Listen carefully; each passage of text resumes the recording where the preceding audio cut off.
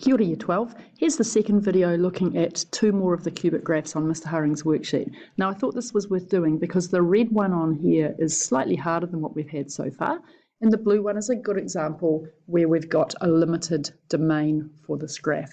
So just bear with me because I don't have my stylus at school with me, so I don't usually do these videos at school, so there'll be a bit of screen bouncing around. We're going to start here with the blue one because that's in the usual form that I'm used to. So because I've got three roots and I've got this pattern of up, down, up, and we can see what those roots are, the equation is going to have this form. It's going to be y is equal to k, and then the roots are at -1, -2, and 4. So it'll be x plus 1, x plus 2 times x minus 4. Sorry about this. This is what happens when you're doing finger painting for your maths videos. So why is that working? Well, what we can see here is that when x is -2, we know the y value is 0. So that's why here we've got x plus 2.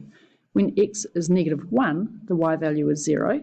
So -1 plus 1 will give me 0. And lastly, when x is 4, 4 take away 4 will give me 0. So that's why I've got those factors. But what I then have to figure out is how stretchy my graph is. Because this is an up, down, up pattern, which is what I've got here, we know that k will be positive. The last step is to find a point on the curve and substitute it in. So by now, if you've done the other cubic work and watched the first video, this should be starting to feel pretty easy. So I'm going to use this point here, the y-intercept, because it's a nice, easy one to spot. So I've got 0, -2, and I'm going to start substituting that in.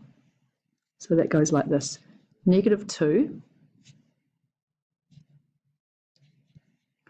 is equal to k times 0 plus 1, 0 plus 2, 0 minus 4. So -2 is equal to k times 1 times 2 times -4. -2 is equal to -8k.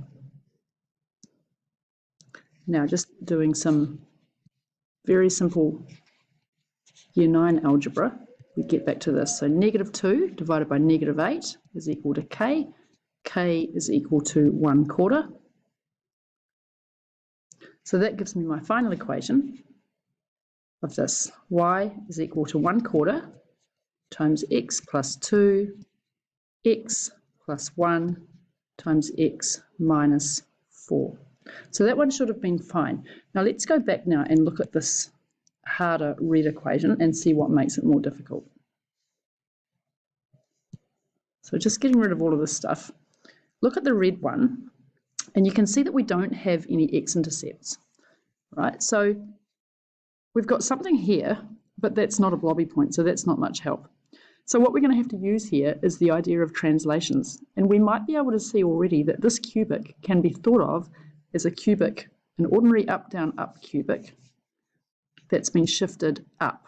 So if you take your ruler and you have a look on the screen, you can see that if I move up 2 units, I've got some really nice x-intercepts. So that's what's going to help me figure out this equation. And now I've lost my ruler, we'll put it back in. Okay, so now what I've got is I've got an equation that I can write in the following form. Y is going to equal something plus 2 on the end. Okay, and the bit first is going to work just as it did before. Look at that green line that I've drawn in, and you can see that I've got a bounce here at x equals -1, and then I've got an intercept here moved up to at +1. So my equation will be this: y is equal to my scale factor k times x plus 1 squared times x minus 1 plus 2, right? It's the plus 2 because it's been shifted up 2 units, right? So we could shift that whole curve back down 2 units, and then it would be back to being one of the easy ones. right? So now what we have to do is the usual thing. We have to take a point on the curve, on the red curve, and substitute it in to find k. And I'm going to use this point here. I'll use the y-intercept.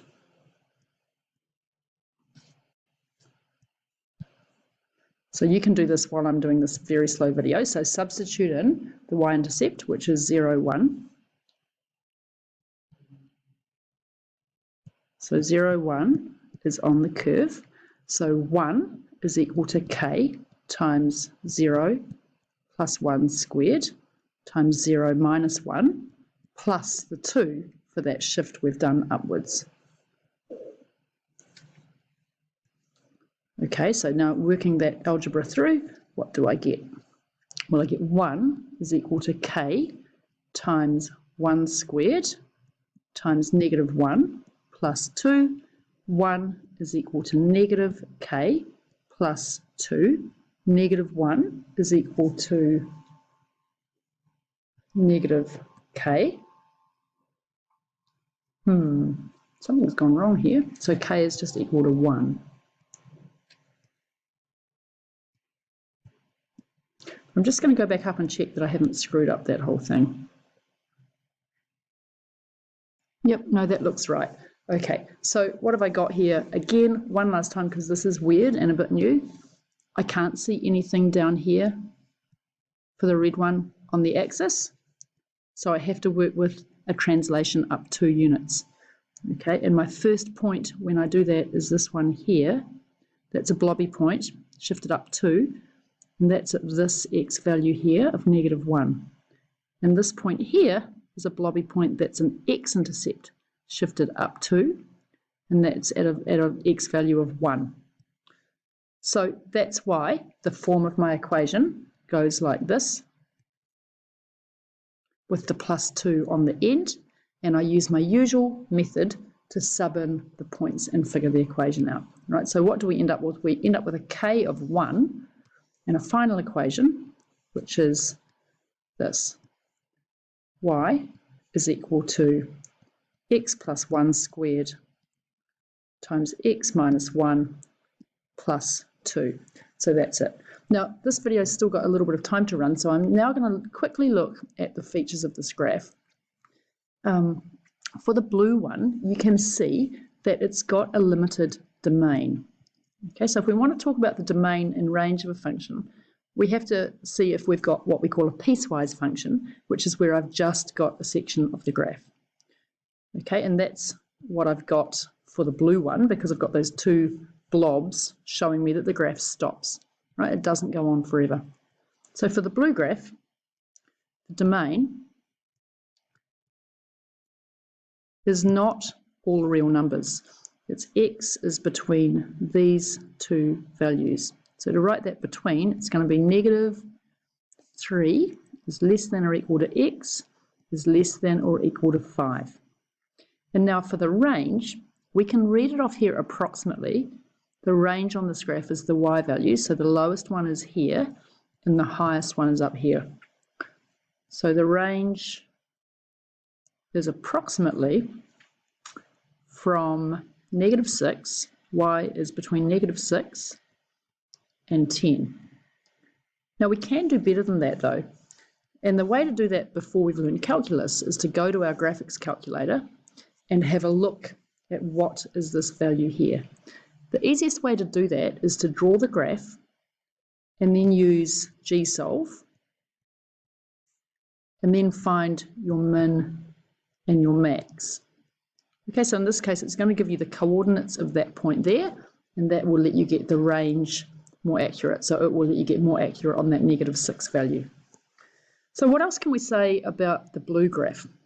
Well, the thing that's happened to it is it's been chopped off, and that means that it doesn't have a center of rotation, right? Because you can see that I can't spin that graph around and have it land up on itself because it's not symmetric. It doesn't have rotational symmetry.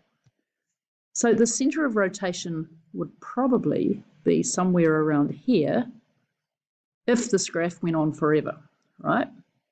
But this graph doesn't go on forever, so it doesn't have a center of rotation. But now let's have a look at the red one and just see what we can say about that. So the red one is one where it does go on forever. So it's going to have a centre of rotation that's halfway along here. So we need to find that point. Okay, now the easiest way to do this is on your graphics calculator to find the max and find the min and write down those coordinates. Right, so you work out what those two numbers are, then the centre of rotation will be sitting halfway in between here. And the x value will be the average of these two. Sometimes there'll be really nice numbers, but sometimes they won't be. So the average of the x values in there, and then we're going to take that number and we put it into our equation to get the y value. So I haven't written all of that out because I haven't got my stylus, but hopefully that helps. And if you're in my class, we can talk about that a little bit this morning. And the domain and range for the red one are both just x is any real number. Thanks for watching. I'll try and do some exponential ones later on tonight.